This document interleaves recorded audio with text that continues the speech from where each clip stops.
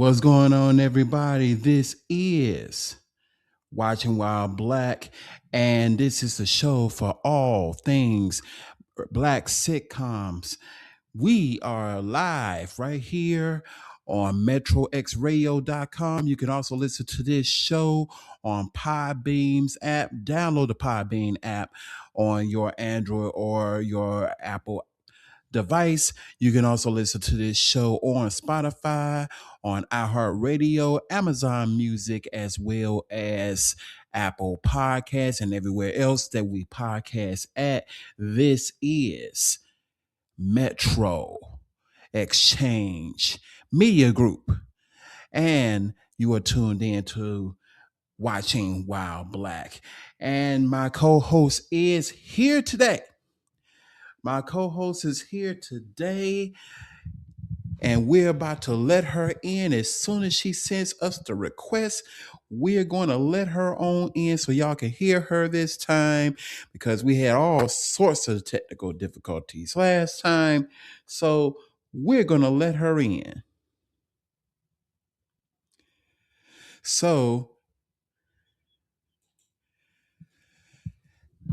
let's see if we got her this week. What's up, beautiful people? Can you hear me? We can hear you, but you broke up a little bit at the very beginning. Let's say it. Let's say hello to the one and only Davida. Let's go. What's up, beautiful people? Can you hear me well? Oh, now we hear you. All right. Well, first of all, how was your new year? Happy New Year. Happy New Year to everyone. Happy New Year to Yes. you. My New Year was interesting. It was an interesting New Year, and this is going to be an interesting 2026, because we're going to be hitting y'all with a lot of things in 2026 here on Metro Exchange Media Group.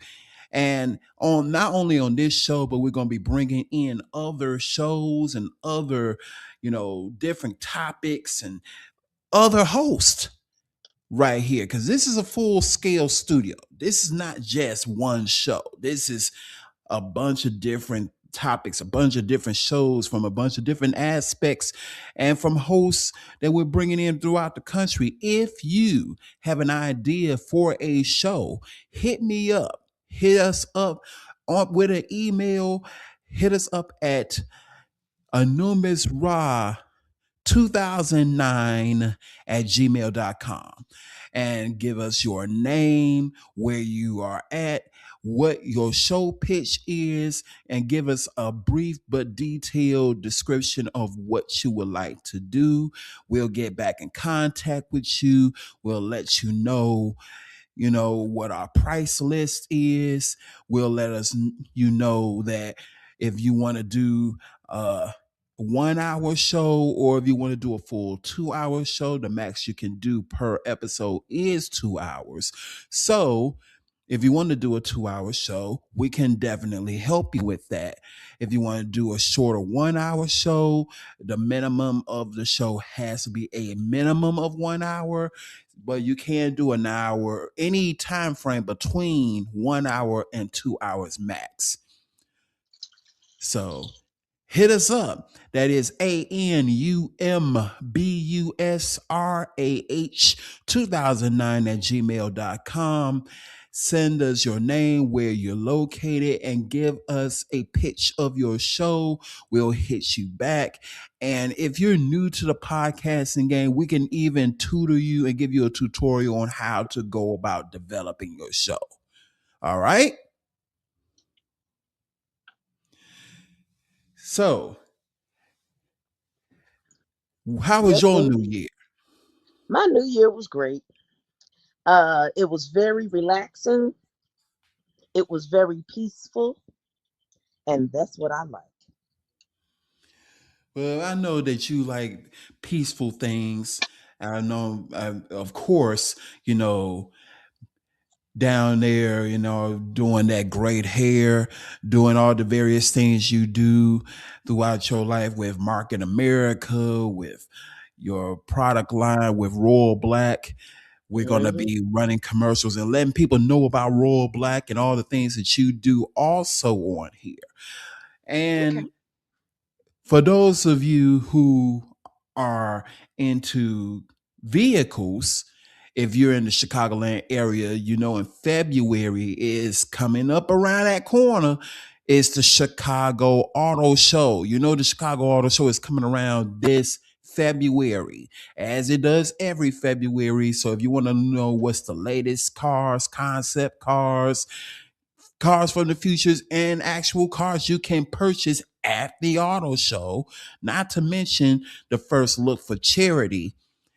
We'll have all that information coming up in a future episode. It won't be on this show, but we will be talking about that in a future episode that will be here on the website. So we was having a conversation, and I think we need to clarify something with the audience is what is the definition of a black sitcom? And this is an interesting, you know, topic because of the fact that I've heard a podcast about maybe a month or so ago, and they was asking this exact question: what is truly the definition of a black sitcom? And I think it's never really been cleared up. So, my definition of a black sitcom, which is actually what they've ultimately kind of, you know, landed on as being the definition of a black sitcom, the term black sitcom really didn't come about until the 1990s. But we've had black shows or black people on shows well before that. One of the first black sitcoms that had a black protagonist goes all the way back to the 1960s with Julia, with Diane Carroll. And she was the first black woman to be the star of a black sitcom. And I think the definition, which, like I said in this podcast, they kind of landed on it. A black sitcom is any sitcom or show where the primary protagonist of the show and the star of the show is an African American character starred by an African American actor or actress, where that particular character is the most essential person on the show, and that the show itself will not exist or will not move forward without that character. Would you agree with that? Yeah, I can agree with that. You know, it. I probably would have said it in a shorter way, but that was very well explained because I believe that a black sitcom is um, a sitcom that has black character star in it and sometimes a predominantly black cast. Exactly. Now, there are black sitcoms that do not have a predominantly black cast, but the primary character would be is a black actor or actress. Right. So when we think of, let's say, for instance, you know, give an example of each of them, the Jeffersons was a black sitcom because the most of the characters on the show were black, even though that the Jeffersons predate the term black sitcom, just like Good Times also predates that term. Right. But the another example of it from the opposite end would be probably Give Me a Break or Hmm.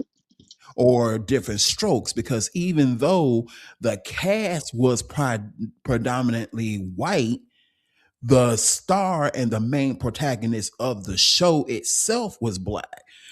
Right. Without Neil Carter playing Neil Harper on Give Me a Break, there the show does not exist. You tuned in for her. You didn't tune in for the Kanetskis. Right. When And that you goes the same with Willis and Arnold. Exactly. and the Top Drummonds. billing was Gary Coleman and Ty Bridges. Right. So without Gary Coleman and Ty Bridges, you ain't. No one went to different strokes to watch Conrad Bain and Data Plato. That's not why we watch the show. And usually that's the case with black sitcoms. Now, in the 90s, you had an influx of shows that were predominantly, if not totally, all black casts. And some of these shows were written and developed by black writers and black producers and black, screenwriters and so forth. So those Hmm. are the shows that are most commonly referred to as a black sitcom.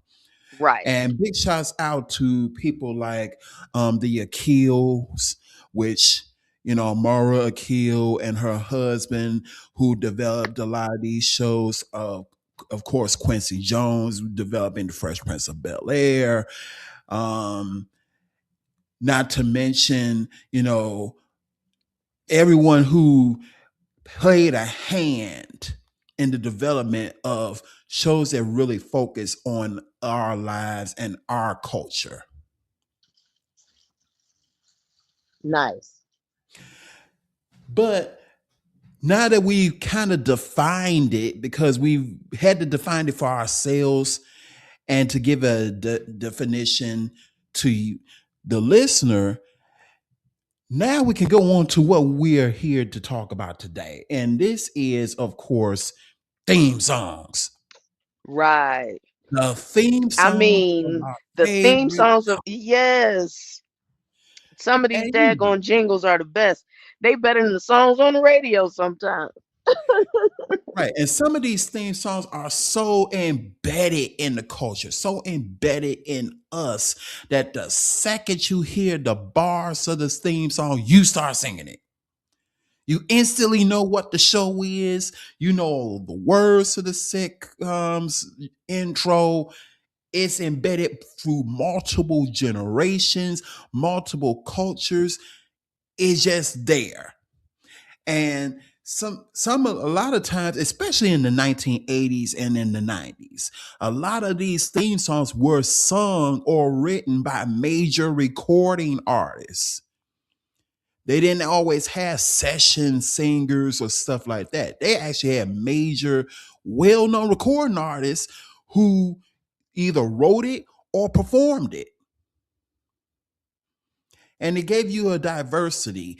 And I think it also gave you, that's what made it memorable in a lot of cases, is the fact that you recognize the voice too. You Exactly. recognize the production. And we're going to run through some of these theme songs, not necessarily in a particular order. There's not a particular rating to any of this. These are just some theme songs that as soon as you hear them, I'm pretty sure you're going to be like, I know that show. And some of y'all are going to start singing. Please, if you are going to start singing, please know how to sing first. If you don't know how to sing first, and you if you don't know how to sing first, Don't start remove singing. yourself from around a crowd of people. Unless the crowd of people you're around can't sing a lick of it neither, then go have at it. So we're going to I'm not going to even play this in a particular order because I want to know, I want my co-host's genuine reaction to these theme songs. And we're gonna play this theme song and we're gonna give a little backstory to some of these theme songs, some stuff that you may or may not know about that particular theme song.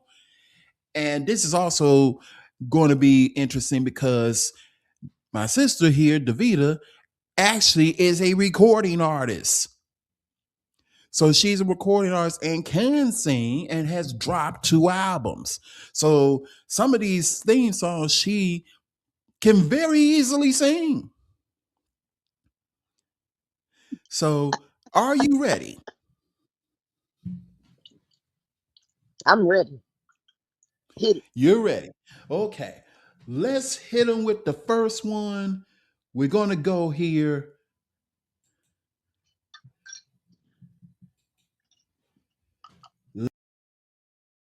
Nigga. Hey.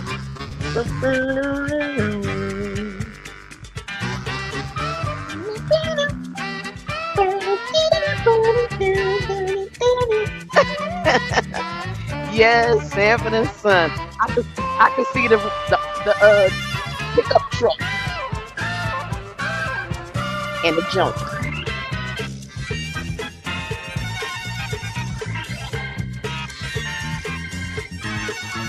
You should see me doing my Soul Train dance. Eh, eh, eh, eh, eh.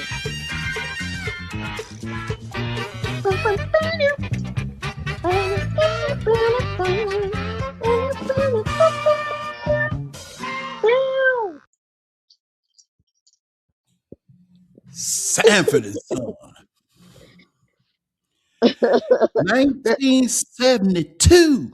1972. Sanford and Son, which was a show that was developed from a British show, Steptoe and Son. And this is something that was commonplace in the 70s. A lot of sitcoms, even some to this day, but more so in the 70s and 80s, a lot of these sitcoms that we watched were developed from British shows and they were slightly altered for an American audience. This was one of them. So Sanford and Son was developed from a British show that predated it called Steptoe and Son, which if you look at the beginning credits, you do usually see that mentioned. Now, this theme song, who you think played that music?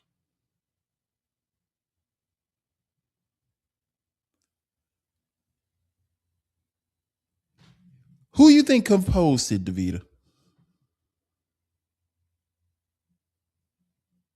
Sorry about that. I had a technical difficulty. Can you hear me? Yes, I hear you. All right. Yeah. I don't know who composed that. Well, the theme song to Sanford and Son was actually a full length song, and it was composed by Quincy Jones. Mm-hmm. This is a Quincy Jones production. See, I It's didn't know that, actually a full but length listening to song. it sounds like it. Sounds So, like it could be a Quincy Jones production. so the Sanford and Son theme, which I'm pulling up the information on that for y'all now, because we want to make sure that we give you all the accurate information. So the Sanford and Son theme music was a song called The Street Beater. That's the actual name of the song. The name of the The song is Street called The Street Beater. Beater. And it was done by Quincy Jones. And it was recorded in 1972. And the song was released in 1973. And it was on his You've Got It Bad Girl album. The full length of the actual song is 3 minutes and 6 seconds, but the theme song itself is only 51 seconds. So the theme song came out first. The full length version of the song came out a year after, roughly. Okay. So, and we have a lot of theme songs that have a longer version and then they had a shorter version. And some of them were developed from full length songs, some of them, and it was cut up.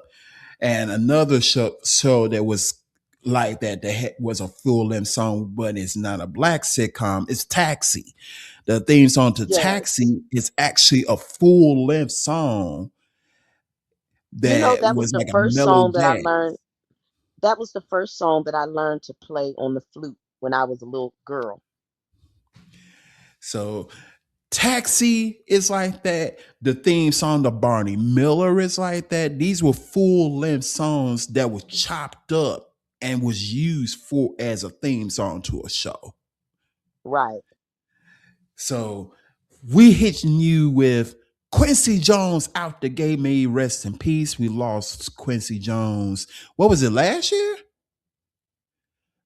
I thought In it was 2025, I 24. believe we lost Quincy in 2025. Was it 25? I was thinking 24, but it could have It's been early 25 or late 24. I don't know. so we're gonna, like I said, I It would wasn't that like to long make ago. I sure of know these that. things. No, we actually did lose him in 2024. We lost him at the very end of 2024. We lost him in That's what I was November, thinking. And that's what I was November thinking. the 3rd to be exact. And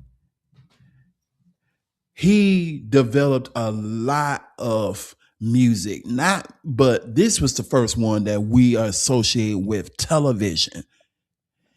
You're going to hear Quincy Jones down the line again, because even though he didn't develop the theme song to one of our shows, he helped develop one of the shows down the Right. line. So now the next one we're going to hit you with, like I said, no particular order. And some of these theme songs are multiple theme songs to the same show, because a lot of shows changed up their theme music after so many seasons. So after so many seasons, they will update their theme. Maybe they'll go with a different sound, a different singer, something of that nature. So now we're going to hit you with the next theme. All right. Hit it. Now the world don't move to the beat of just one drum. What might be right for you may not be right for some. A man is born, he's a man of means. Then along come two. They got nothing but the genes, but they got different strokes it takes, different strokes it takes, different strokes to move the world. Everybody's got a special kind of story. Everybody finds a way to shine. It don't matter that you got not a lot. So what? They'll have theirs and you'll have yours and I'll have mine. And together we'll be fine. 'Cause it takes different strokes to move the world. Yes, it does. It takes different strokes to move the world. Hey, what happened to the So that was the theme song to Different Strokes. And that theme song basically stretched the full length of the show and was slightly altered. It was slightly altered in their last season. But Okay. do you know a little about who sung the theme to Different Strokes? I do not know who sung that. No. Well, the singer of the Different Strokes theme song ultimately is also an actor on another very popular sitcom of the 80s. And his son became an R&B singer in the 90s and 2000s primarily. The singer of the Different Strokes theme song was Alan Thicke. Word. Alan Thicke was the one who played Jason Seaver on Growing Pains. So if you ever watched the 80s sitcom Growing Pains and remember Jason Seaver from Growing Pains, that is Alan Thicke. Alan Thicke is also the father of R&B singer Robin Thicke. I was about to So say that. Robin Thicke got it honest with the singing. Yep. I was just about to say that. Robin He's Thicke also got the that father of honest. Robin. Yep. And who knew that Alan Thicke was that good of a singer? That he was singing the theme song to Different Strokes, and then shortly after that, you would get a chance to see him on Growing Pains, which was another very long running sitcom in and of itself. And you actually had a number of actors who also were singers who appeared on shows who sung theme songs. So this was also something that was somewhat commonplace that, you know, happened a few times. And this is one that I'm going to hit y'all with that also fell in line with that. So you ready for this next theme song? Come on through. Let's go. Well, we're moving on now to the side, to a To a deluxe deluxe apartment in apartment the in the sky. sky. We're moving on Oh yeah. to the side. We finally got a piece of the pie. Fish don't Beans fry don't in burn in kitchen, kitchen. beans don't Beans burn don't on burn on grill. grill. Took a whole lot of trying just to get Just up get that up hill. there. Now we're up in the big leagues, getting our turn at bat. As long as we live, it's you and me, baby. There ain't nothing wrong with that. We're moving on up to the east side, to a deluxe apartment in the sky. We're moving on up to the east side. We finally got Finally a got piece a piece of the of the pie. pie.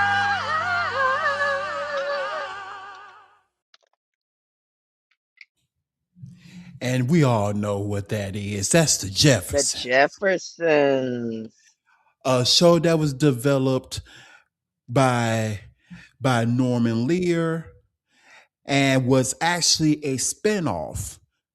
It was a spinoff. And here's a trivia fact about not only the Jeffersons, but the show that it spun off from. The show that obviously the Jeffersons spun off from was a sitcom also developed by Norman Lear, which was All in the Family. Right.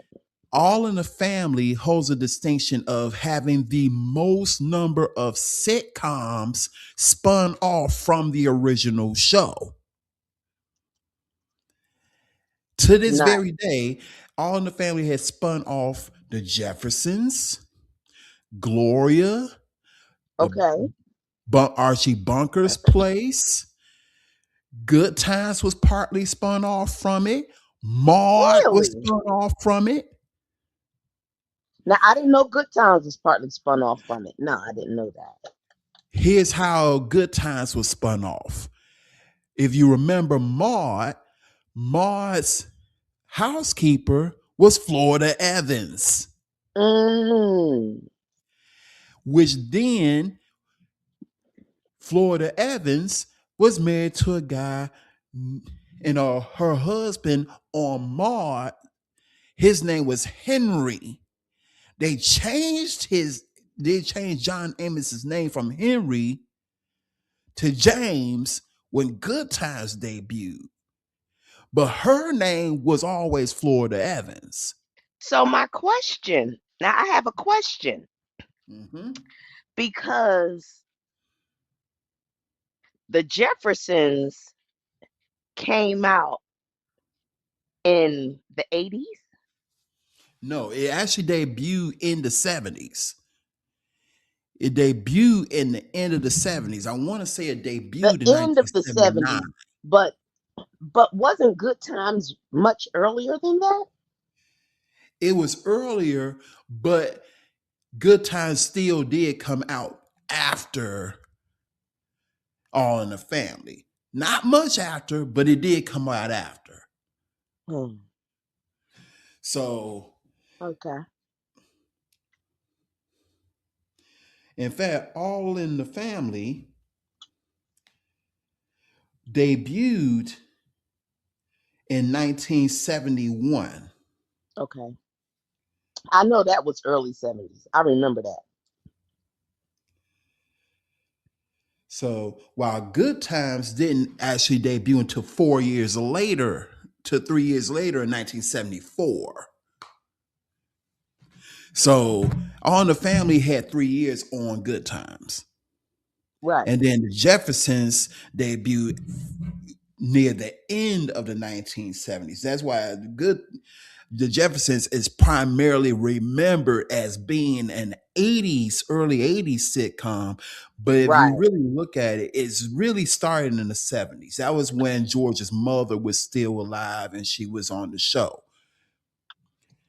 And another trivia question is that the guy, the original Michael, the original guy who played Mike, on the Jeffersons, who played George Jefferson's son, was one of the developers of Good Times. He was one of the writers. Hmm. That's how come Michael's name, the youngest son on Good Times, Michael Evans, is named after him. That character is actually named after him. Okay. Now that's a trivia. So, That's a little trivia tidbit that we didn't know. See, y'all be learning stuff on Watching Wild Black. Y'all better tune in now right. So he and was tell your actually friends. helped developed the Mike on the Jeffersons, who played George Jefferson's son, helped develop Good Times. That is what played into when he had a contract dispute and he had to focus on writing for, Good Times. That's what ultimately caused him to leave the Jeffersons for a period, and that's why you wound up with two Michaels Hmm. on the Jeffersons.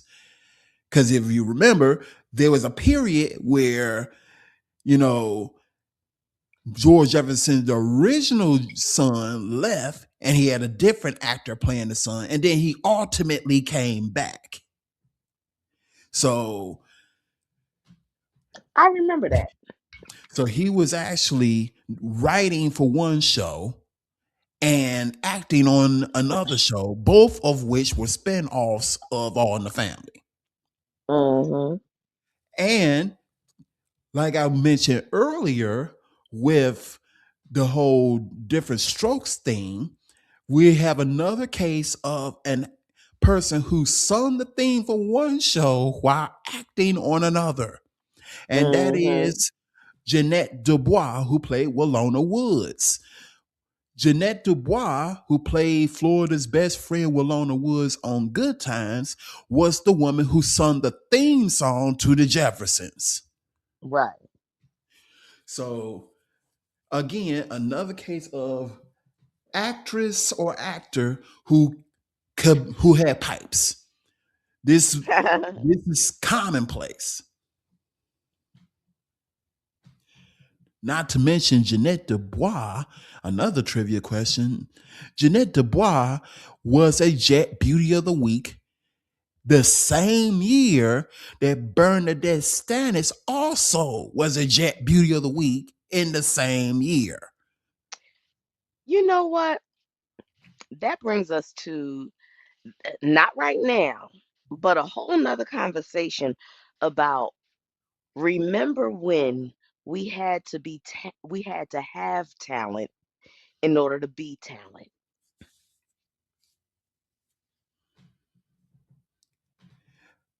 I think you went out a little bit, You didn't hear me? not near the end. Okay.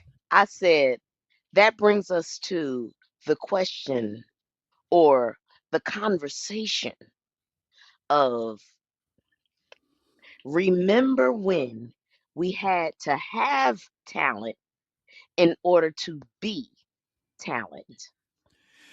Yes, there was a lot of that in Hollywood back really in the 70s and the 80s. It was very predominant. It came over into the 90s, but really in the 70s, 60s, 70s, 80s, you had to be what they call a five-star talent. I mean, five-star. These people, these actors that we recognize, and we only recognize them from for single roles or whatever the case may be, but they were actors, singers, dancers, choreographers, writers. I mean, their talent, Right. They had to fortitude be the was whole so show. strong. Their talent, fortitude was so strong. Now you have singers. that don't even have to really know how to sing. As long as you know how to just say the words in enough way or in the tempo that's needed, you can use the computer and AI. And before we started using the terminology AI, they had been using AI, artificial intelligence, to manipulate the sound of singers, starting back from the 90s Exactly. or So the early AI really 2000s. isn't as new as you think it is. No, And even it's not. before It's been that, around for a long time. as long as we've had producers and and a lot of times we've had a lot of cases where producers will use various different tools, especially when we got into the era where we left from live band production and went into more of computer based production. Right. Now we had more cases of you can be if you can at least hold a general tune. You didn't have to be phenomenal at all. If you can hold a general tune, we can produce around it. We can Exactly. auto tune you. We can change your pitch. We can change your tone. We can hide the flaws. We can take the wrong notes out. We can get a session singer to put the same extra notes in. We can Exactly. blend you in with a studio, with a session musician to make it sound fine tuned. Mix it And down to without going too master it. far down that rabbit hole, we can relate all of that to what we're playing tonight. The jingles from some of those old sitcoms that just was played, that was raw music. You can hear the warmth in the voice. You know that's his actual voice, an actual tone, an actual singing. Exactly. You And know that go on music what you that's were being saying. played, like with the Quincy Jones theme song. You know that music is actually being played. He had Chords are being played musicians. with It real was musicians, musicians, a wall of sound. real drums, real guitars, real piano, real keyboards, real And organs. and they You know, probably just had real to music. play it multiple times Of course. just to get it right. They had to play it multiple times. They had to and every time when you using live instrumentation, it's not going to sound the same every time you do it. You might hit it, you might, if the guitarist might play it one way, and then he might alter it a little bit the second time, and the second take might be the one that winds up being the thing. Hmm. Like he jazzes it up a little bit. He took a couple of notes out and put a different note in. This happened a lot. But A to go lot. on to something that you mentioned just earlier, 5-star talents. A lot of actors came from theater.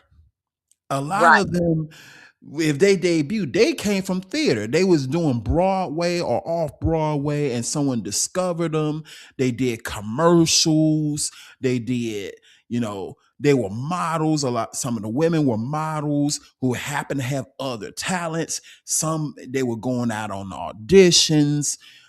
And Jeanette Dubois may have been an audition for a role that 50 million other actresses who you ultimately wind up seeing on other sitcoms probably went out for the exact same role, and she Exactly. happened to get it.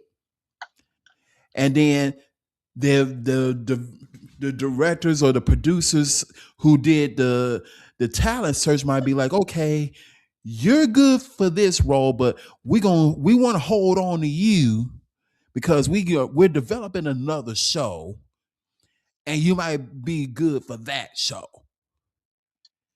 Exactly. And that ultimately happened. And That this happens is a a lot. case of somebody who came from theater. This next thing that I'm finna play to you, which is gonna hit some people in a little deep when I play you, you know, her background. So let's go into this one in a second. Hold on. Because it's a lot. It's a lot. We got a lot going on here. So we're gonna hit you with two themes from the same show. You ready for this double up? Go ahead. Let me That's a get the double term up. from that's a term for some of y'all who remember me doing hypnotic radio when I used to do the double ups. We do double ups over here too. So I'm finna hit y'all with a Double it quick, up. real quick. All right, let's go.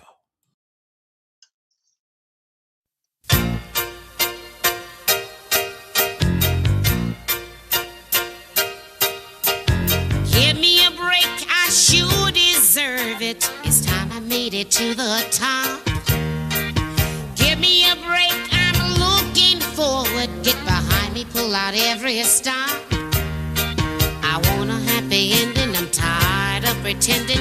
Won't let them get the best of me. Whoa, whoa, whoa, give me a break. The game is survival. Give me a break and plan my arrival. Give me a break. For heaven's sake, what happened to my piece of the cake? Give me a break. Give me a break.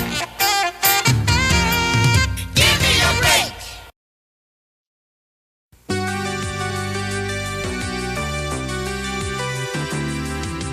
Give me a break, now I know what it takes. I'm putting a new face on the old one, ready for anything. Playing with fate, not a moment too late. Showing the whole world nothing can get me down. Ooh, Give me a break, yeah, yeah.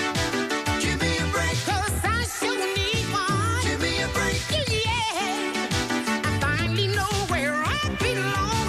give me a break, Yeah, give me a break, 'cause I sure need one. give me a break, Yeah, I finally know where I belong. give me a break. Nell Carter. My. What a golden voice.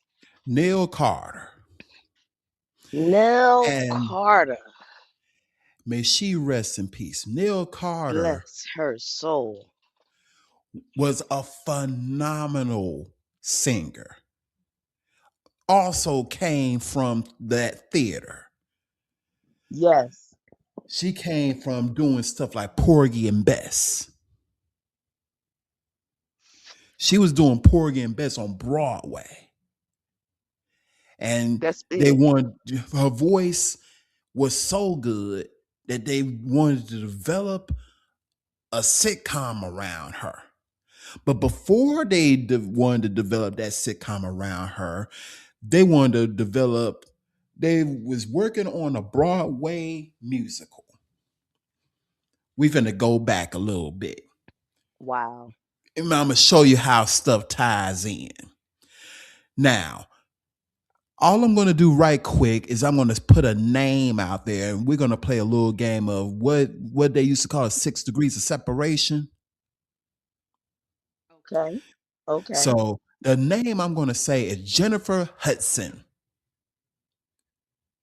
Remember Jennifer Hudson's name because I'm gonna show you how this all ties in. Now, Okay. when Neil Carter was leaving Porgy and Bess in 1981, a Broadway musical was in development. That Broadway musical had a strong all-black ensemble cast. Ensemble cast where several members of this ensemble cast would show up on black sitcoms and black movies later on down the line. One of which was Shirley Ralph. Shirley Ralph would show up on Moesha. She now currently is on Abbott Elementary, right? Right. Right. But Shirley Ralph played a role named Dina. We also had a character named Sherelle. Sherelle was played by Loretta Devine. Might I And we know say, she's been a in very everything. fine Loretta Devine. Now, we know Loretta Devine for playing in a lot of different black movies and sitcoms throughout the years. Not to mention, she was in Waiting to Exhale and was heavily Okay. switching, throwing that switch at Gregory Hines. Okay. Y'all remember when she was walking away from the moving van. And she He's walked, looking at me. and she WALK. He's ED. watching.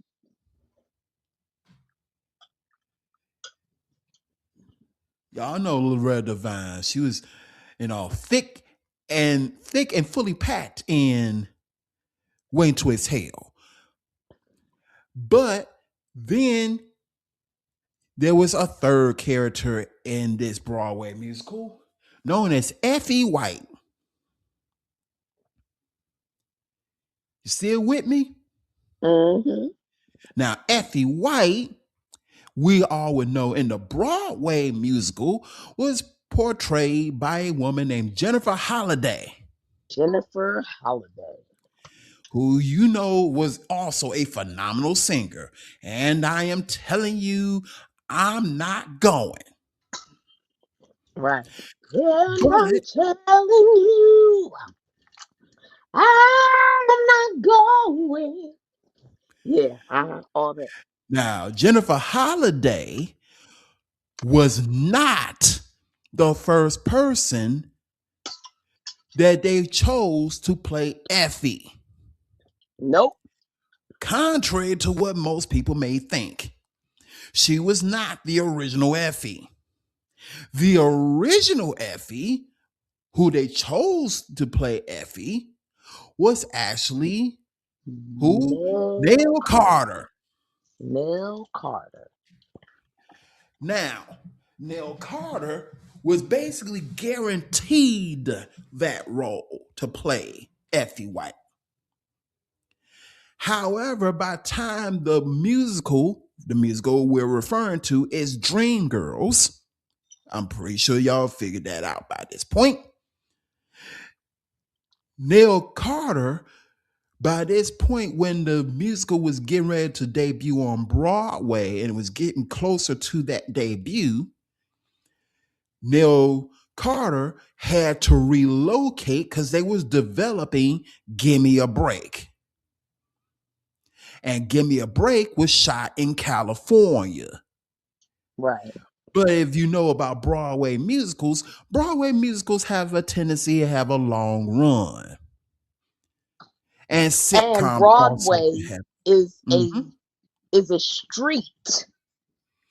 It's not exactly. just it's not just a theater or a terminology. It's a Broadway is specific an street. actual specific area and street in New York. So she could not be in New York and California at the same time, which are Exactly. which are let's say new from New York to California is at least 2,000 miles. Exactly. It's And across the it's this is across the country, one end to the next end. exactly. And this is at a time where Broadway, for those of you who know about theater, let me to get, or some of you who may not know about theater is a very, very, very cutthroat industry. And And theater, it's one of the big. biggest things is theater critics. A Broadway musical, you never know how, if it's going to be good, is it going to have a long run, or if it's going to get killed, because all it takes is for a renowned critic to put something in a show bill and say this, and trust me, theater critics are brutal. Way worse than a movie critic, way worse than a TV critic. Theater critics will have you in tears because they will say some of the most brutal, heinous things in writing about your performance. You You know know, what? I have to add to this because I am from Philadelphia, which is literally a 2 hour drive, an hour and a half drive, 2 hours in traffic. to New York, right? Where Broadway is actually in Manhattan, which is when I'm coming from Philadelphia, that's the first place you land in New York when you cross the bridge. So just being so close to that, the culture blends and smooths down, within the tri-state area, which is New York, Pennsylvania, and New Jersey, which is the tri-state for New York. Um, Coming in that direction on a south direction, Jersey, Philadelphia. But if you go in a north direction, it's more like Connecticut, Boston. That would be the tri-state area. So being in the tri-state area of that particular area, I understand that in the entertainment, in the Broadway industry, in Broadway, see, Broadway ain't film.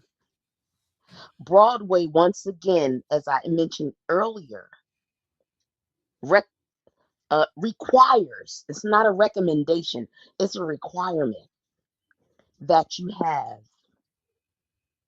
multi talent, that you're able to hold your, you got to hold your status as an entertainer to even make a noise in Broadway. And let me tell you something, Broadway is so big that what you just said is after it has reached its national, going to its global status. Before it's even national or global, it's regional. It's local and then it's regional. And when it becomes regional, it's in the tri-state.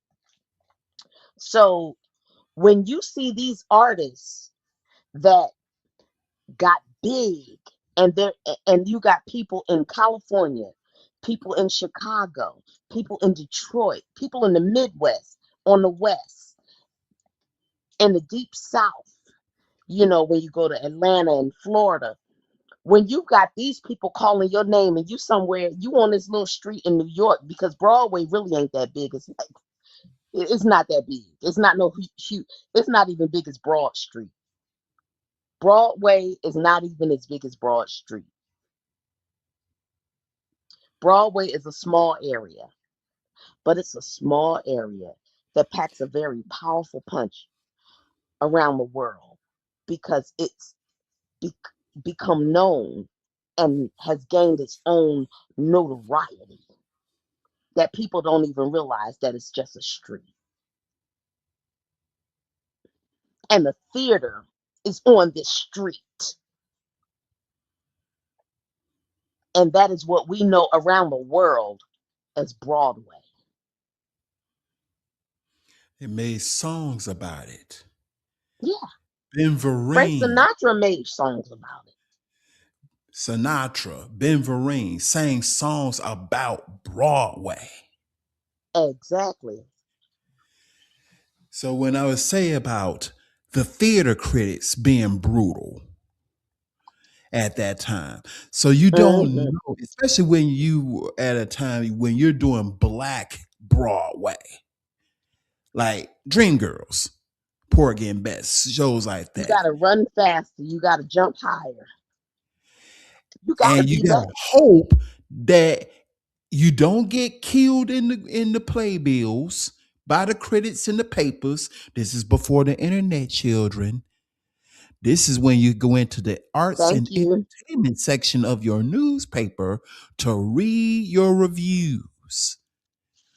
And you read the review hoping that you get a good review. Because if you get a good review by the strong critics, your show gonna get picked up. And your show might get a long run. Now, for Neil Carter's case, Dreamgirls was debuting. They didn't know what the run was going to be. That wasn't guaranteed yet. But black television was guaranteed money. Exactly. So she had to weigh the pro and the con here. Do I play Effie White on Broadway with the idea that it may or may not get picked up? It may or may not have a long run, and it may or may not be as big as it ultimately became. Or Hmm. I take this sitcom money that back then, this is before streaming services, children. Sitcoms used to have per That was season guaranteed 30 money. something plus episodes. That was guaranteed money. That was a That's guaranteed job. guaranteed You money. You you know, if know you that you had at least a year's worth of work to if you get put past the anything else pilot, together. if you get past the pilot episode and they say we're gonna pick up for the first season, you're doing at least 36 to 38 episodes. And if the show is good, now you can renegotiate the contract. You got more episodes, you got more seasons. So she was in a position where she had to choose between Broadway question mark over a musical that on paper looks really good, or Bona sitcom fide. money who's guaranteed. Guaranteed. She took the sitcom money. So they developed Give Me a Break around her. Mind you, she became big enough to get Give Me a Break from her work on Broadway. But guess who was her understudy? Jennifer Holliday. Jennifer Holliday. And Jennifer Holliday, who also did Porgy and Bess, stepped into that role and And became killed it. Effie. iconic at that role playing Effie. Exactly. And single-handedly, and we could almost say single-handedly, even though everybody was good in the Broadway musical Dreamgirls. I sorely wish that they had somebody back then had the foresight to record the whole entire Broadway musical then, because it could have been remastered and we could have been seeing just how good the Broadway version was. Thank God I was blessed enough that I got to see it and got to see Dreamgirls the musical. So now Effie, played by Jennifer Holliday, who was supposed to have been played by Neil Carter, becomes big. It wins awards. Fast forward, somebody saw the musical, thought about the musical, was like, that was such a strong musical. It would be great if it was developed into a movie. And then they decide to develop it into a movie. And now they're casting for the movie. And who do they get to play Dina? Well, Shirley Rouse's character in the musical was ultimately played by Beyonce Knowles in the movie. Loretta Devine's character was ultimately played by Anika Noni Rose. And remember that name I mentioned earlier? Effie White, played by Neil Carter initially, became globally known by Jennifer Holliday, will ultimately be played by another Jennifer. And what was that name? Jennifer Hudson. And Exactly. that is how you play 6 Degrees of Separation, kids. Exactly. So thank you to Neil Carter Because if Neil Carter, because when you go back and listen to it, can you imagine how the Broadway musical would have been if Neil Carter had chose the other and chose to play Effie instead of playing Nail Harper? Would Dreamgirls have gotten as big as it did? Will we know who Jennifer Holliday was? Would it Exactly. would ever have been developed into a movie? And would Jennifer Hudson have an Academy Award now? Hmm. Would Jennifer Hudson be an EGOT? Yes, Jennifer Hudson is an EGOT. It's not that many black EGOTs. In fact, there's only 2 black women who hold EGOTs. Jennifer Hudson is one. One Whoopi of them. Goldberg's the other. Think about it. So now, back to these theme songs. Remember Next. when we was talking about how shows had multiple theme songs over different seasons? Well, Right. one of the biggest shows who's known for doing this was a show known as The Cosby Show. The Cosby Show changed theme songs almost every season. So if you remember how the original Cosby Show's theme sounded, it sounded very different from the way the theme song sounded near the in the last season. Now, we did Right. not download all of the different themes of the Cosby Show because that would add a whole nother hour to the show, of which we don't have. But Exactly. we've added some of the more memorable ones. So we're finna hit you with some of the more memorable ones, and then we're gonna break down these Cosby Show themes. Go and break it down. So you ready? Go and break it down. Let's let's break it down.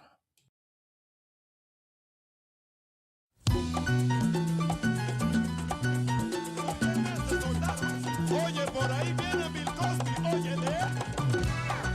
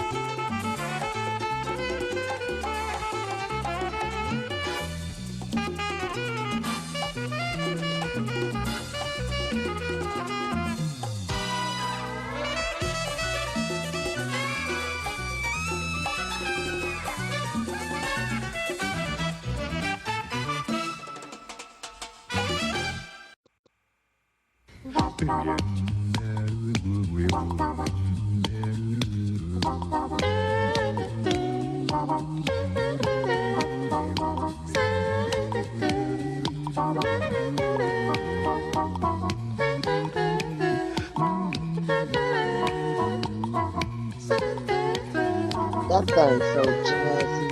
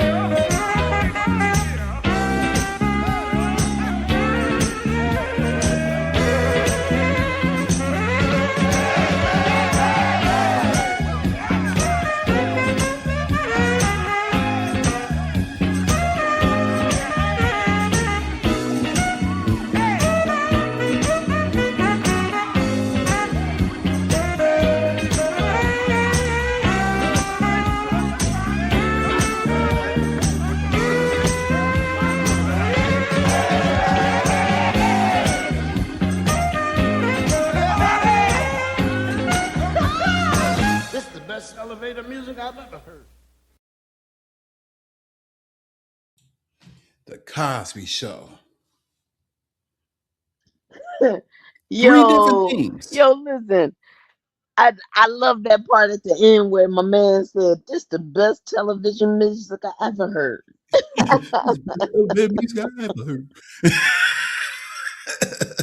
That was always my favorite part of that one. That's I the think it was the best. most favorite, everybody's favorite part of that particular one. So there was plenty of other themes. They had one theme that kind of was more Lion King sounding for one season. They had the original theme. They had, one that was more of an urban street feel near the end, which was also linked to a more controversial intro to the Cosby Show that they actually had to snub that intro for a while Let's and then come revisit it. but let's beautify, let's glorify the beauty of diversity, because what Bill Cosby showed us, just in something that goes over your head sometimes, was the beauty of diversity. This is a show about Americans. We're not, we don't have to break it in half or categorize. We understand that there are multiple culture that lies in American culture. And these are the very different facets of a culture within a culture. And that needs to be understood and needs to be seen because it's beautiful. Most definitely. Now, let's break down the three themes that we did here. Now, Okay. that first theme that I played, which had more of a Latin jazz feel, had a Latin jazz feel because that particular thing was developed by Tito Puente. And Tito Puente is one of the legends and icons of Latin jazz. And he developed that theme to give it more of a very jazzy feel. And not only that, but he actually appeared on an episode of The Cosby Show as one of Russell Huxtable's jazz friends.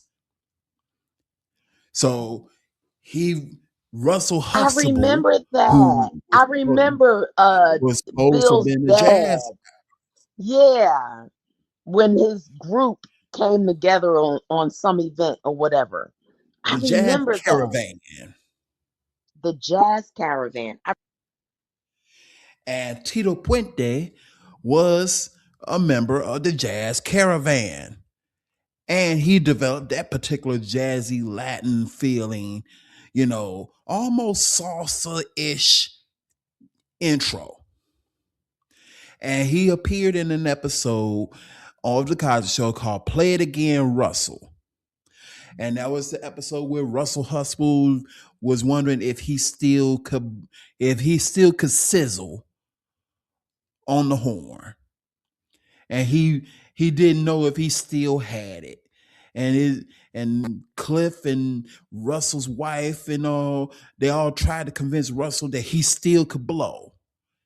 And then when it came down to it, he got out there and he threw down.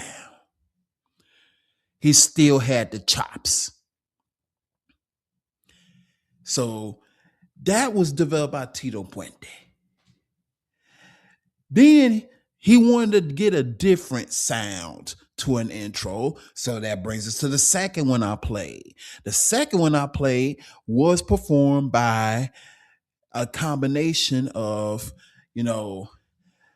Take Six and Bobby McFerrin. Now, some of you may not be old enough to remember, but Bobby McFerrin was very popular in the 80s, and he was popular for one particular song. Don't worry, be happy. Woo, ooh, ooh, ooh, ooh, ooh. Don't worry. Ooh, be happy. Ooh, ooh. You remember that? How could you forget it? Don't worry, be So, happy. but that was his big song, and Bobby McFerrin was known for playing music on his body. First of all, I got to stop you before we even get past the whole song thing. Don't worry, be happy became an iconic movement. It was You're not going just a now. song. You still can buy shirts, t-shirts at surfing at stores across the country right now that says "Don't worry, be happy." That was all And it was brought on developed by by Bobby that McFerrin. one song. By Bobby McFerrin. That song went global, Global, and across the it's world. still recognized. Global. The song is still recognized by those who heard the song. But like you said, the words "Don't worry, be happy," as simple as that is, it still resonates to this very day, even with people who don't know that it came from that song, from Yep, that particular artist. And he was known for playing, his whole instrumentation was strictly body movement. He would pat his stomach, he'd pat his thigh. It was all, his whole body move. orchestration was playing his body. That was live.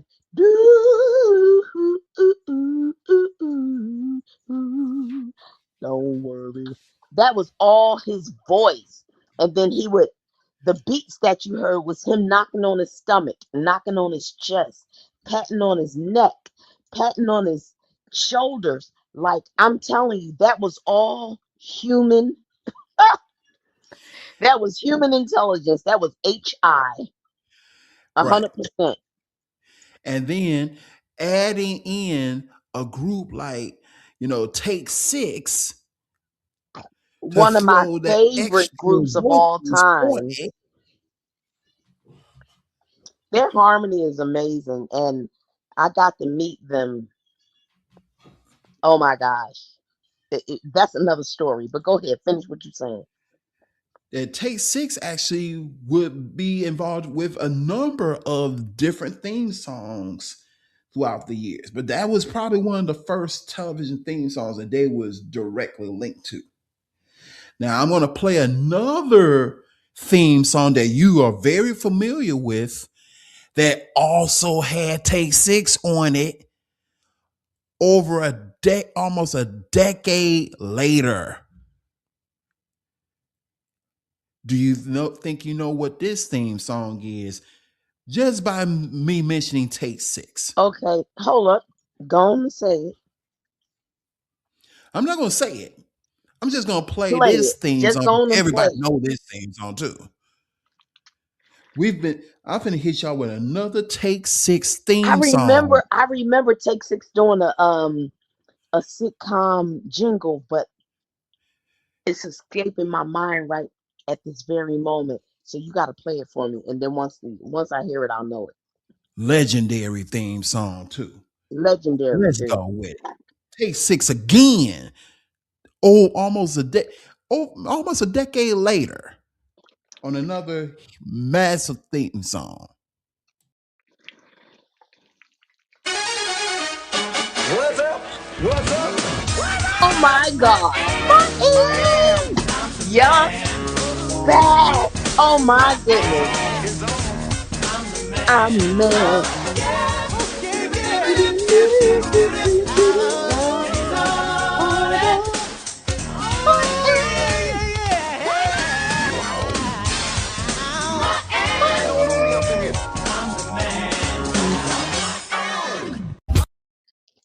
Oh my goodness. The Yes. same Take Six How that gave you that Cosby Show gave you Martin. how did I let that escape my brain at the moment? OMG. Two of the most recognized theme songs of their decade. One in the 80s, one in the 90s.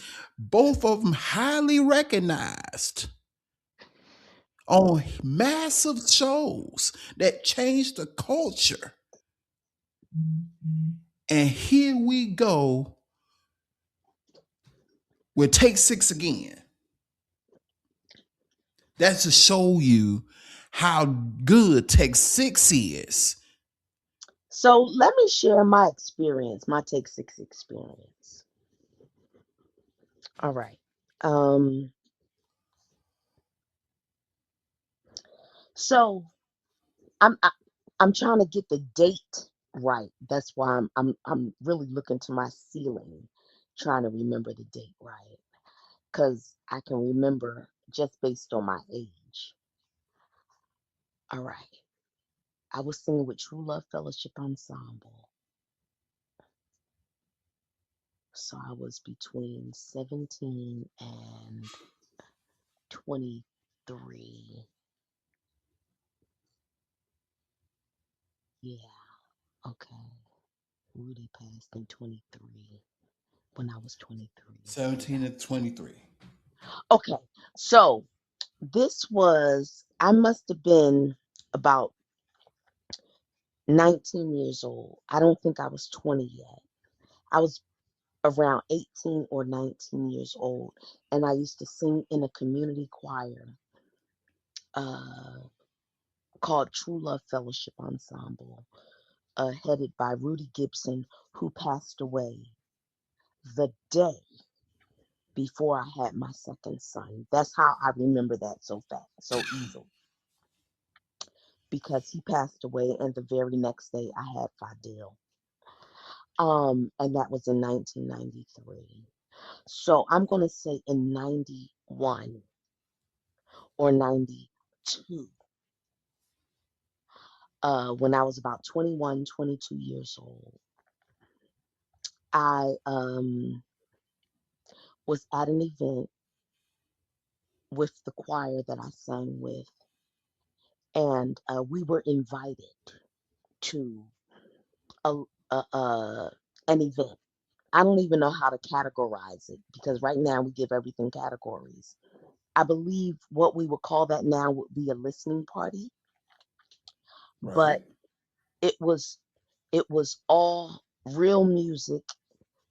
Back then there would just be events where certain artists would would um minister, because this is the gospel arena, and it was more than a performance, it really was ministry. So um the main event was Wilmington Chester Mass Choir, but there were two artists that opened up for the choir, and we were invited by the choir, right? And the two artists who became super major artists, they became super major artists at that time. Take Six was already on their way. They were already known. They had a name for themselves. But they were an inspirational jazz group. So they would show up on gospel scenes and would open up for gospel artists. Okay? I'm giving you history. And there was a woman who was on the come up, but she has not come out yet. And her name was Yolanda Adams. There's that 6 degrees of separation There's again. that 6 degrees of separation. And I witnessed it from the beginning.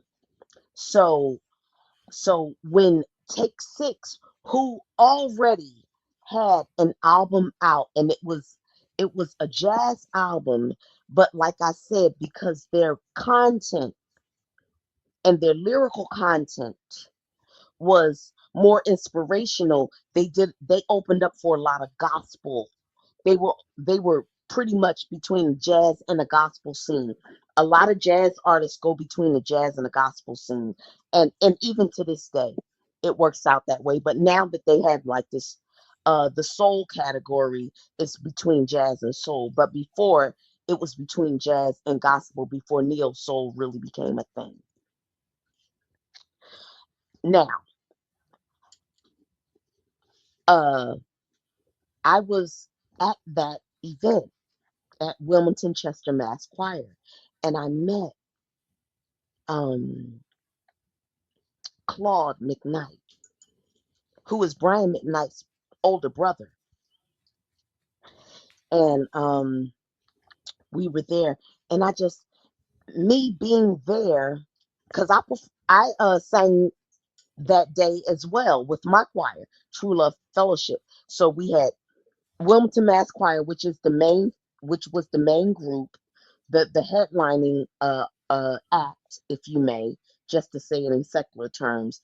The headlining act was Wilmington Chester Mass Choir, but the event was held at the actual church that Wilmington Master Mass Choir, Wilmington Chester Mass Choir was their that was their church. Okay, so it wasn't entertainment for the people that come to church every Sunday. Right. That was the host church. That was the host church. There you go. And it was a Sunday evening. So this was kind of I got to paint a picture so you understand that even though these were artists who were recognized and were developing a larger status in the entertainment industry, we were at a church. And that's to let Okay, you know that so on a many Sunday artists, evening. We were at their church on a Sunday evening, and they brought in upcoming artists and local artists. I was in the community choir that was a local artist, but then the upcoming artist was Take Six, who actually had a record out, because you got to have somebody with some kind of status, all right, in order to sell a ticket. That's just the way it goes across the board. But then there was an artist who had not come out yet, but she was about to come out, and that was and Yolanda her name Adams. was Yolanda Adams. And that woman got up there. Claude introduced her as an artist who's about to come out. But matter of fact, I'm just breaking it down, saying that an artist that's about to come out, but he said it in a much more articulate way. And she got up there with no track, no And blew it music, and she sang "Yes, Jesus Loves Me" in a cappella with no backgrounds, no track, no and blew it out band, the frame. no music, and had the whole church crying on their knees, passing out, calling on the Lord. I mean, I knew at that moment that that sister had a gift from God. So when 3 months later I heard "The Battle Is Not Yours," because it was 3 to 4 months later that that song "The Battle Is Not Yours, It's the She would Lord's" came out. record it. When I heard that song come out, I said, "That's that sister we met at the at the Wilmington Chester Mass Choir church. That's the sister we met there." Man, that girl bad. And that's how You know, that's how Philly and the Midwest and Philly and Chicago were are like that because, and we're gonna go back to these themes, is that in Philly, if you had choirs and big churches and stuff like that, and you also you know of the Philly sound, and you also know about the Chicago, Detroit, Midwest sound, and you had, especially in the church setting, in that gospel world, whatever those big name artists that was from those areas, they Mm-hmm. would have those type of revivals and jamborees and things of that nature where they would do that. Like the way you spoke of no meeting Claude McKnight, who's Brian McKnight's older brother, and then of course meeting members of Take Six, and then a debuting will soon to be debuting Yolanda Adams in Philly. It's the same way here in Chicago. You have these type of same situations because long time ago, like Bernie Mac would say, a long time ago, long time ago, long time ago, before before I been converted to Islam, I was I was born Roman Catholic and I became and then I converted to Christianity because my mother was Christian. My grandmother had a church here in Chicago, and my father, being of Latin American background, was Catholic. And so I went to Catholic mass. I went to a Catholic high school my freshman year. And but when I was Christian, and if you from Chicago listening to this, you with is this is one of those if you know type situations. In the 90s, they had a show that used to come on the gospel channel here, which was TV 38, which is defunct as a gospel channel, but they had a show that won an Emmy, mind you, won an Emmy and beat out Arsenio Hall in its prime to win this Emmy. And this was a gospel show known as The Awakenings. And The Awakenings was so big that even though it came out of Chicago, it was simulcast in multiple major cities. I'm not sure if it was in Philly, but I'm pretty sure it probably was on one of the black gospel stations there because it made it anytime you big enough to beat out Arsenio Hall I for a daytime absolutely for an Emmy remember the award. awakening.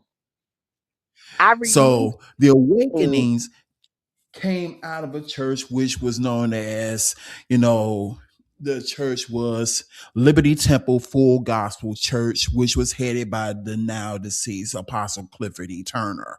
At the time, I was a member of that church. And he would have these huge revivals because he had a big church. The church still exists and is on 79th. For those of you who are in Chicago, y'all know that church is on 79th and right off of Western. And the intro to the Liberty Temple Hour, because they had an hour slot on this channel. The Liberty Temple Hour was when you knew it was the Liberty Temple Hour because the intro to the Liberty Temple Hour was done by Vicky Winans. And Vicky Winans would come to Liberty Temple quite a bit. That was her Chicago-based church. Now, if you know about Okay. the Winans is primarily out of Michigan. Right. Right next door. So So you would see sometimes Marvin Wines, BB and CC Wines. At the time, Marvin was still married to Vicky. And as big as y'all know of BB and CC's career, Vicky was bigger than them. Bro. In the 80s and 90s, Vicky was the premier singer, female singer of the Winans family dynamic before CC became that. So when you heard I of the remember Winans, that. you knew the male Winans, and then Vicky was like because she was married to Marvin, Vicky was like the super diva voice. But So then, she was kind but of the then, precursor. but then BB and Cece came out because BB and Cece was a duo, and they were Exactly. brother and sister, right? And they came out and got bigger more in the 90s. Vicky was 80s going into the 90s. So she predated CC, BB and CC roughly about maybe 5 or so years, even though there was a wave of Winances that was coming back to back to back to back to back. So you would have, you know, in Chicago, you would have that. You would have the Winans coming down. You had, you know, Aretha Franklin's father's choir coming down because they were out of Michigan. You know, Right, so it wasn't far fetched that in before our time that Aretha performed in Chicago singing gospel because her right, father's church was in Detroit. exactly. And so to go into this Philly part of the leg of this, because we got so many things, and we're gonna probably wind up doing a part 2 of this episode because there was some Yeah. things while doing this episode that I forgot about or didn't have enough time to download. So there's definitely gonna be a part 2 of this because it's that many shows. But since we was talking about Philly, let's break down Philly a little bit more. Now, we was talking about Bill Cosby earlier in the Cosby Show. Right. Now, of course, we talked about this in a previous episode of another show that Bill Cosby developed, which is, of course, A Different World. And A Different World also had multiple themes, and 2 of them were very well recognized. So I'm going to play the 2 things of A Different World, but I'm going to go in reverse order with this. I'm going to play the last season's theme and then the previous season's theme. So, Okay. and I'm going to show you where that 6 degrees of separation come back into play. Y'all ready for this Okay. one? Get it.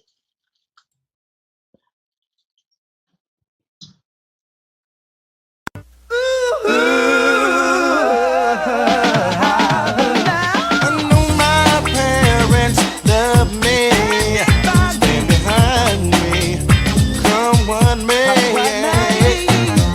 I realize that I'm ready, 'cause I finally heard them sing. It's a different world, different than where you come from. Different world now. Here's a chance to make it if we focus on our goal. If you dish it, we can take it. Just remember that you've been told that it's a different world. Yeah, yeah. Oh, it's a different world from where you come from. Yeah, from where you come from. Yeah, from where you come from. Yeah.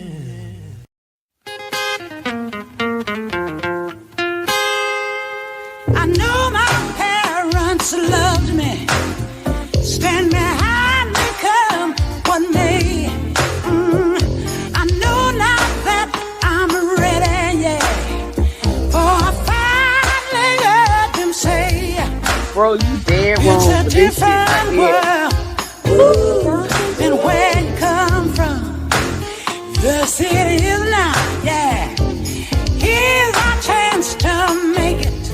Hey, and if we focus on our goal, you can decide, we can take it. Hey, just remember that you've been told it's a different world. It's a different world. It's a different world. It's a different world than where you come from.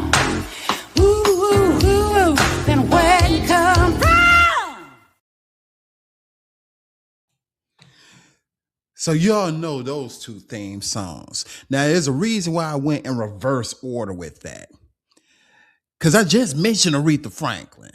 And y'all know Aretha Franklin sang the Different World theme song for most of the run of A Different World.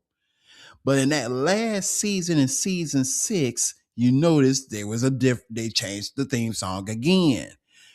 The Here's where the Philly part comes in.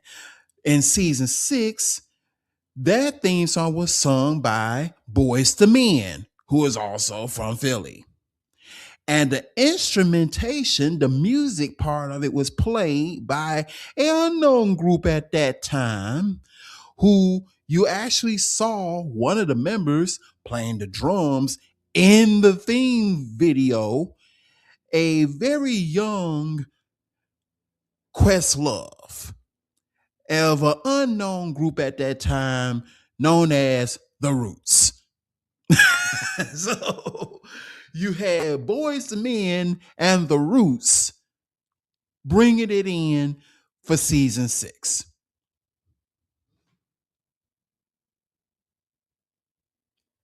What you got to say about that one, Miss Philadelphia?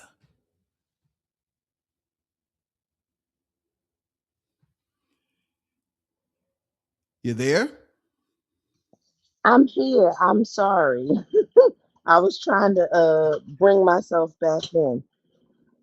Oh, but oh yeah. Listen, let me tell you something. I think her That smart glasses is acting kind of dumb today. yeah, my smart glasses is kind of dumb right now. They not Right, moving we can't do they not smart moving as fast as glasses. I am right now. Right? We can't use the smart technology in this one. We got to Listen, keep this smart ain't always as smart as you want it to be. exactly. But season 6, Boys to Men and just a little small little group of musicians. I wonder what happened to them guys. I Man, heard they listen. was. I heard they got kind of successful. They on they on some late night talk show called the Jimmy Fallon Show. On the Mm, Tonight Show. all right, You so know, let me. I don't want to spread rumors, nor do I right? want, nor do I want to spread anything that's false. The Black Roots, the Roots, Black Thought, and Questlove, they were not boys to men musicians. I don't know where you heard that from or where you got it from, but they were not any original. They may have played for them individually or collectively at some point in time, but they were never any authentic and or connected group to that. Black No, Thought, that's not what I Roots, and said. all of them, they were out before Boyz II Men, honestly. No, that's not what I said. What I Okay. said was they worked on that theme. I didn't say that they were the musicians for Boys to Men. Oh, I heard you say Boyz II Men. That's what I Right. heard. I didn't say they were the musicians for Boys to Men. I said that the vocals were sung by Boys to Men on that theme. The Uh music was played by the Roots. And oh, Questlove makes a cameo in the sequence to the theme. So if you go back and look at season 6's theme, you'll see when they go through the panels that they started going through with each of the cast members in different panels, you'll actually see a young Questlove playing the drums right. And on. I'm sorry. What was that? Did you play a jingle that I missed or something? I'm I sorry. played the season 6 intro. See, Oh, this is what happens when smart glasses get dumb. So yeah. And it's also what happens when we start talking in conversations and then we move out of conversations and then our damn that old brain kick in and I forgot what we was talking about. I'm so sorry. yeah, so of course, Dawn Lewis who played Jaleesa Vincent A different world. on Okay. So I, on I am on the right thing. I was thinking I was doing something wrong. Okay. A right. different world. Okay. So Boom. Dawn Okay. Lewis wrote the theme to A Different World. And she said this in a reunion special. I believe she said this on the Sherry Show. Don't quote me on that, but she did say this recently when they did a reunion episode of the cast of A Different World, that she was called, and she was called by her agent, and they wanted her. Bill Cosby wanted her because she was a songwriter and a singer herself, and she Right. was doing theater, that they wanted her to write the theme song to a new show, which was the theme song to A Different World. Her agent then got in contact with her because she went on a casting call and ultimately got the role of playing Jaleesa Vincent on A Different World. They honestly did not know that the woman who wrote the theme song to A Different World and the actress playing Jaleesa Vincent was the same person until after the fact that they was like, wait a minute, Same person. you wrote the theme and you acted on the show. So she got double paid because she got paid for writing the theme to the show and playing Jaleesa on the show. And they never correlated that it was the same person until after she got the job acting, the job for playing Jaleesa Vincent On the show. on the show. And that's when they realized, oh, it's the same person. We're paying her twice. That's a funny story that she was telling that they honestly did not know. So we're coming up on the last 15 minutes of the show. So we're going to play a speedball round because we still got a few more of these themes. So we're going to speedball a little bit Okay. because we want to make sure we get them all. So we're going to go into a few more. We might not get into all of them. That's why I know we're Oh, going to damn. wind up having a You part just two. cut one off to talk about it? No, that Let was that the man end. play. Let it That's the play. intro to the show. Oh, shit. All right. See, here we go. So we're going to go into another of these intros that was done, and like I said, by major recording artists who would do things for shows.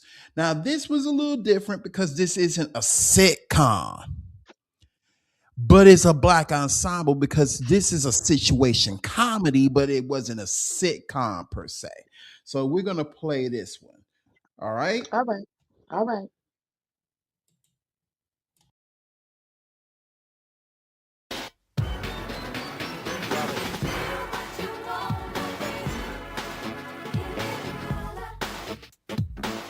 You know what I'm saying?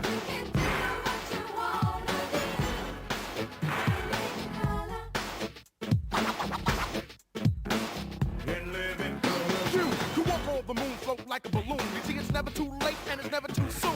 Take it from me, it's alright to be. in living color. And how would you feel knowing prejudice was obsolete and all mankind danced to the exact beat? And at night it was safe to walk down the street. Living color.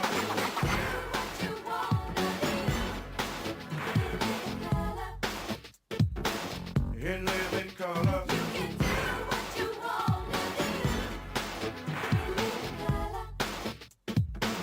In living color. Everybody here is equally kind. In living color. What's mine is yours and what's yours is mine. In living color. And how would you feel knowing everybody was your friend? From thin to thick and through thick and thin, and egotistical trips was put to an end. In living color.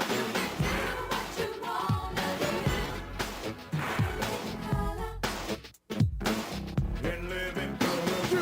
You walk on the moon, float like a balloon. You see, it's never never too late and it's never too soon. Take it from me, it's I to be. In living color. And how would you feel knowing prejudice was obsolete and all mankind danced to the exact beat? And at night it was safe to walk down the street. In living color. Do what you wanna do. In living color.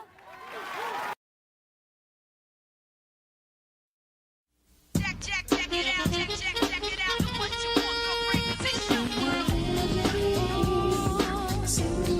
Hey, yes, we're living the single life, yeah. Hey, oh, in a 90s kind of world, I'm glad I got my girl. Keep your head up, boy, keep your head up. That's right. Whenever this life gets tough, you gotta fight with my homegirl standing to my left. Am I right? True blue, it's tight like glue. And in the 90s kind of world, I'm glad I got my girl.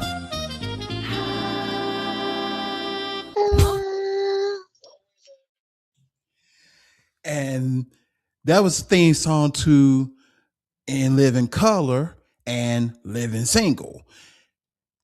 Here's where the connection comes in. Both of them are hip hop. Both of them were part of that budding hip hop era of theme songs. In Living Color, obviously performed by the late great Heavy D. And the In Living Single theme song was performed by Queen Latifah. Here's the 6 degrees of separation between them two theme songs. Heavy D made a cameo on Living Single playing one of Regine's boyfriends. I recall. Right? I recall. Two, they both are obviously rap artists. Queen Latifah also performed on In Living Color. And one Kim Coles, who started off on In Living Color as on the situation comedy, when she was fired from In Living Color, wound up becoming a star and wound up getting pitched a show, which you will can hear the story of how she got pitched her a show on Reliving Single on Spotify, one of our favorite podcasts, where she talks about how she got fired from Living Color, and she was approached to have her own show alongside Queen Latifah playing Sinclair James on Living Single. Exactly. So both of them shows had the same actress, Kim Coles, phenomenal comedian, started on In Living Color, wound up on Living Single, got to meet Queen Latifah, got to work with Heavy D. Heavy D has been on In Living Single. Queen Latifah has been on In Living Color. How does that work? So it happens a lot. Now we're coming around the bend. We're going to take us to, one of my favorite singers. I know one of yours that we lost last year. Okay. So we're going to hit you with this one. Y'all ready? Let's get it. Get it. My girlfriend, there through thick and thin. My girlfriend, there for anything. My girlfriend.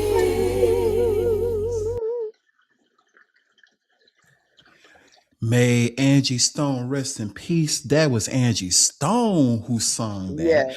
who Yes. also appeared on Girlfriends as she played. She was on Girlfriends where she played Williams girlfriend on a few episodes. No, Right. so she appeared on Girlfriends as Williams' girlfriend on a couple of those episodes, and all the while she was the one who sung that theme song. Yeah, she sung the jingle. I And remember now that. we're going to go to another R&B singer who ultimately wound up getting her own show. Now mind you, she started off as an actress before we knew she was a singer, and then went back to being an actress, and then wound up doing quite as much acting as she did singing. That this girl started off on a show called Thea. Oh. For those of you who remember that show, it was a short-lived show that was hosted by Thea, that was based around Thea Vidal, who was a popular comedian at the time. She played one of Thea's kids. This little girl would then get her own show after leaving Thea, and she would become a very well-known R&B singer. And then ultimately, when she left that show, she would go on to another show, which is known as The Game. But let's see if y'all recognize who I'm referring to on this one. Let's see who caught on. Let's go. Mo to the E to the Mo to the E to the Mo to the morning, need is dawning. It's me. Now realizing my responsibility. It's me. My best friend's always on my mind. You wanna be down tonight? I gotta do what I gotta do. I gotta move. Oh, yeah.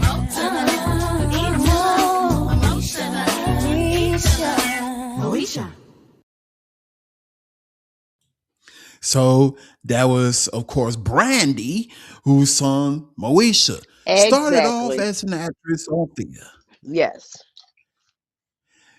Then when Moesha came out, that was right after she debuted, and that's when she was very young and sitting up in my room and call you my Mm-hmm. best Wanna be friend. down.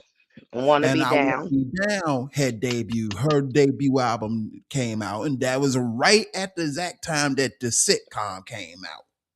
Yep. Now we're going to, because we're rounding the corner, we're about to hit you with a barrage real quick of some two very memorable ones. So, of another case of rap artists doing a theme song Oh and yeah. having his own show.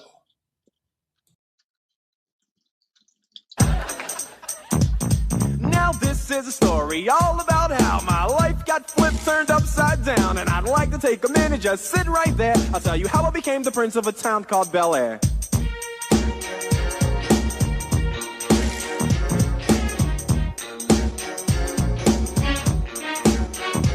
In West Philadelphia, born and raised on the playground is where I spent most of my days. Chilling out, maxing, relaxing, all cool and all, shooting some b-ball outside of the school. When a couple of guys who were up to no good started making trouble in my neighborhood. I got in one little fight and my mom got scared and said, "You're moving with your auntie and uncle in Bel Air." I whistled for a cab, and when it came near, the license plate said fresh and it had dice in the mirror. If anything, I could say that this cab was rare, but I thought, man, forget it. Yo, home's the Bel Air. I pulled up to the house about 7 or 8, and I yelled to the cabbie, "Yo, home, smell you later." Looked at my kingdom, I was finally there to sit on my throne as the Prince of Bel Air.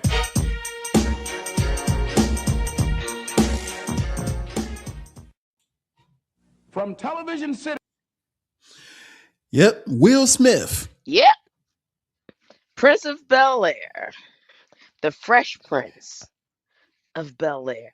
And it's Not to be amazing. mistaken for Bel Air, It's but the amazing original. how it's amazing how he was able to transform uh oh my From goodness.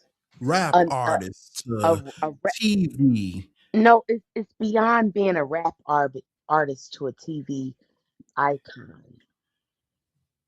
It was it was really a very special thing that happened in the development of that because nobody, not even Will, knew that it would take the legs that it did, that it would become the greatness that it did, because it was just one of those things. He was So he was a we're local about to artist. round up. What was that? He was a local artist who had a song that got some notoriety, and it was called Parents Don't Understand. Exactly. And because of the notoriety of Parents Just Don't Understand, became the concept in the brain of a genius by the name of, God bless his soul, Quincy Jones. To say, you know what? Going This is back and see how this that needs went to be full played. circle. Yeah. See how that went Just full watching circle how from it became Sanford and full Sons. circle is amazing. That he went from Sanford and Sons theme to the Fresh Prince of Bel Air. Hmm. And now, of course, we had to round up the show because we came to the end. This is Watching While Black, hosted by myself, Rah, and my co-host, the one Davida, and the Clipper only Cut Queen. Miss Davida herself, the Clipper Cut Queen. You can listen to Watch While Black live every Wednesday from 7 p.m. Central Standard Time, 8 p.m. Eastern Standard Time, 6 p.m. Pacific Standard Time, right here on Podbean. If you missed the show, you can listen to it on every single platform where podcasts on Spotify, Apple, iTunes. We're on on Apple's podcasting on Apple iTunes. You can listen to this on Amazon Music and on iHeartRadio.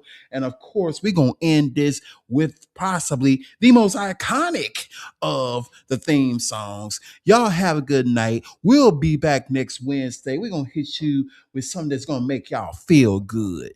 You got something to hit them with real quick? We only got about a minute. Go on, hit them with what you got, baby. Go on, I'll hit them hit with what you y'all. got.